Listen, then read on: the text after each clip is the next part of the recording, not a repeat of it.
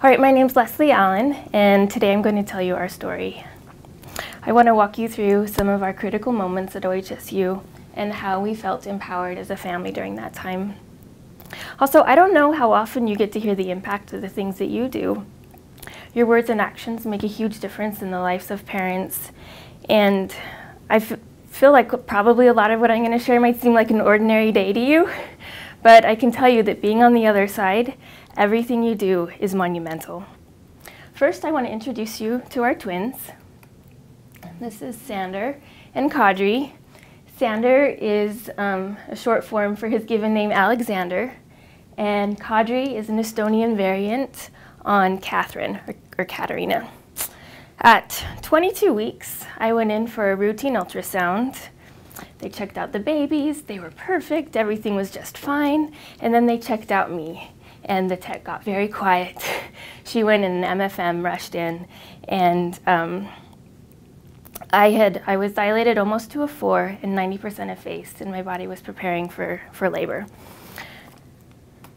I was admitted to the hospital immediately, and it was such a huge shock to go to the doctor that morning thinking that I was in the middle or just past the middle mark of a healthy pregnancy, to think that we might lose our babies that very night. And it was honestly a terrible day, and it was our first exposure to what we might be dealing with in the NICU if we made it that far. These flowers over here, those were from my obstetrician. She had gotten the message that I was in the hospital, and she grabbed them and brought them over to me on her way home. And she sat on my bed, she held my hand, and she talked me through what it means to be on the edge of viability.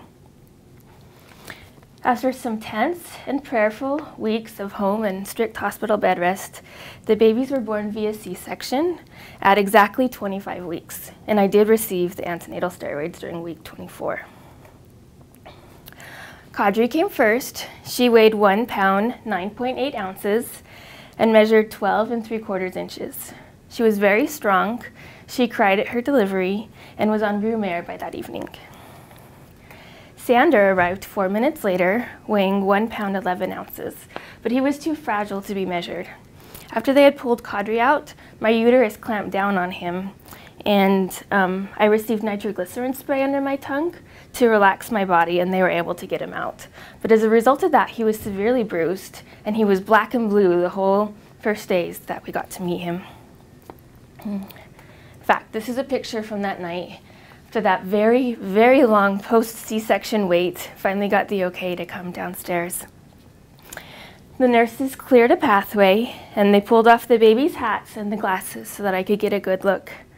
I remember they told me in the NICU we'd hear a lot of alarms, but that they knew which ones they needed to pay attention to and that we didn't need to panic each time. That night, they taught us how to do the womb hold. And they gave us noodles so that I could have something to cuddle with that night. Sander had a very difficult second day.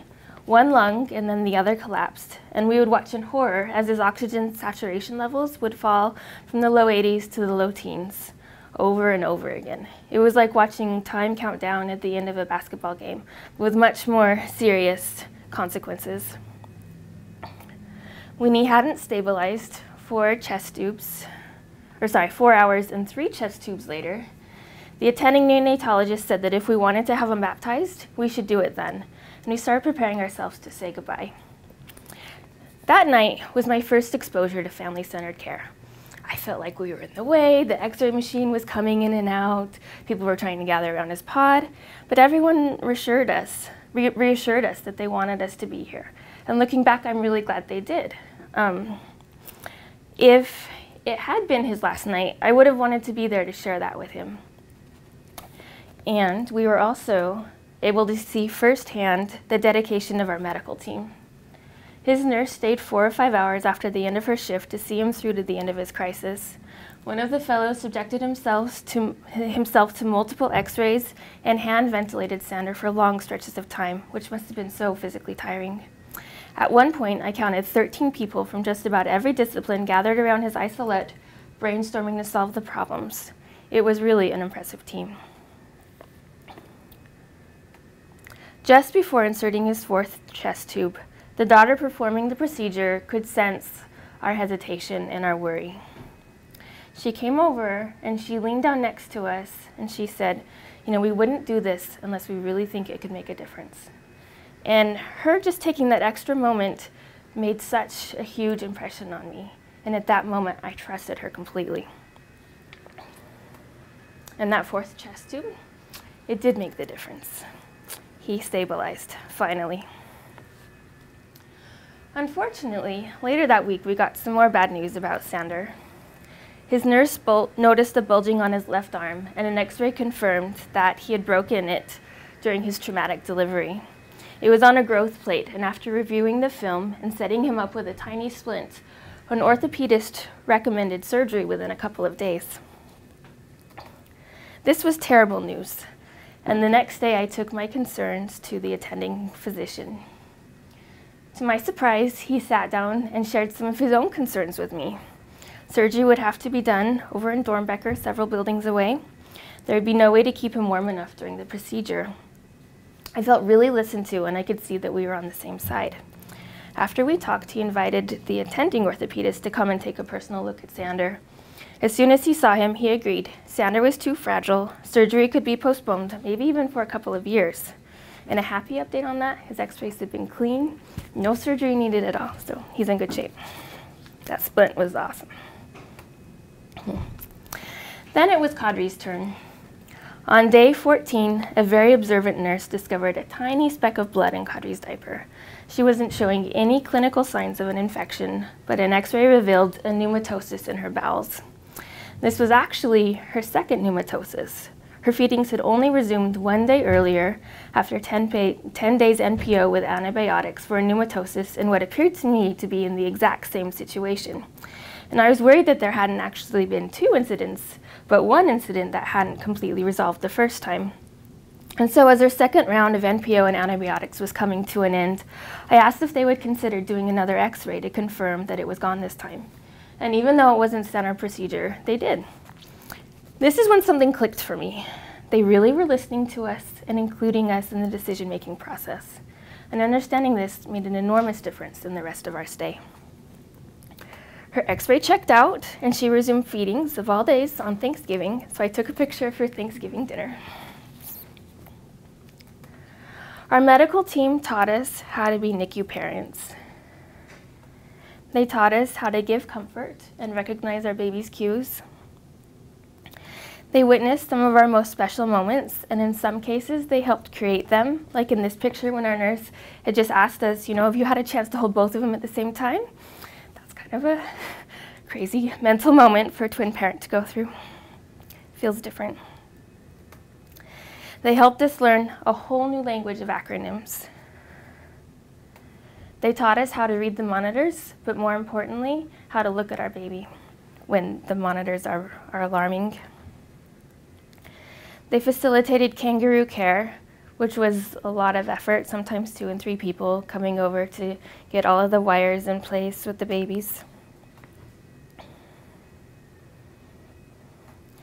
They helped us see where we were in the trajectory from one piece of equipment to the next. And they would sometimes leave surprises for us. Walking in and finding these footprints one day was such a happy surprise. And another nurse would print off relevant material and tape it to our isolette. They encouraged us on our most discouraging days, and they reframed our concerns. I remember one day in particular, Sander was working especially hard to breathe, and all I could see was his chest moving up and down.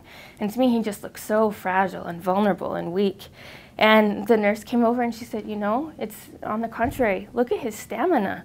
Look how hard he's been working and how well he's been able to persist through that. And I totally saw him in a new light after that. They sat down to talk to us and answered every question that we asked. They taught us how to give a NICU bath, and the nurse that night went really above and beyond. It was his first one. She wanted him to have a successful experience, so she went and got a warmer so that he would be extra comfortable. They helped me come up with a plan for how to continue pumping after I returned full-time to work 8 weeks into our stay. And I never would have gotten an adequate supply of milk if they hadn't been the ones to encourage me to go work with lactation in the beginning, which I was kind of reluctant to do. But their encouragement really helped me. One other note about breastfeeding is even when I would bring back just a tiny amount of milk, they made me feel like every single drop was worth the effort that I was putting into it. They taught us how to mix milk and find just the right position for feeding, and that was a lot of work. One nurse even helped me do a Christmas photo shoot of kids wearing their brand new stockings we'd ordered from Etsy. They paid attention to how we would learn best, and if they saw something that we weren't doing that we should be doing, they pushed us gently into the right direction.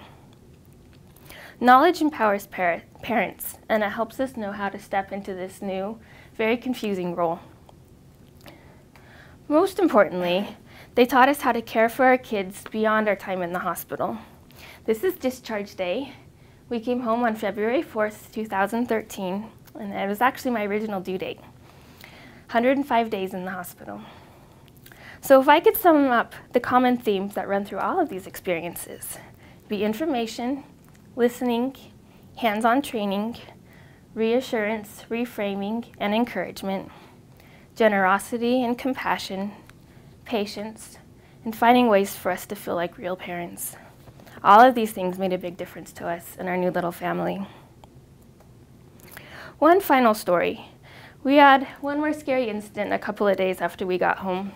Some thick reflex spit-up got caught in Kadri's throat after her feed, and she actually stopped breathing. My husband was holding her at the time, and so he identified it quickly. I was just starting to fall asleep on the couch, and I woke up to him screaming her name. And he put her on a flat surface, he tried to suction, he pulled off all her clothes when she wasn't responsive, and he started performing the infant CPR we had learned in our safety class. I called 911 and turned up her oxygen. It's very scary because she was so limp and so dusky blue, and for the first time, we were on our own. All I could think of in that moment was, no, we just got you home. Tony had to do several rounds and eventually figured out that he needed to clear her throat with his fingers and give her some back slaps. And the 911 dispatcher was excellent at helping us to keep calm and walking us through the steps. But Tony had her revived before the ambulance arrived, less than 5 minutes later. As Tony and Kadri headed back to the hospital for evaluation, I just felt an overwhelming sense of gratitude.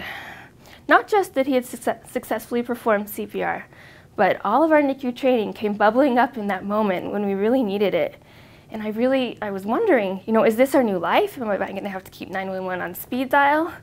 But it didn't feel daunting, because even if it was, I felt confident that we had been prepared well for it. Every little thing you do for parents is significant, and so for that, I thank you.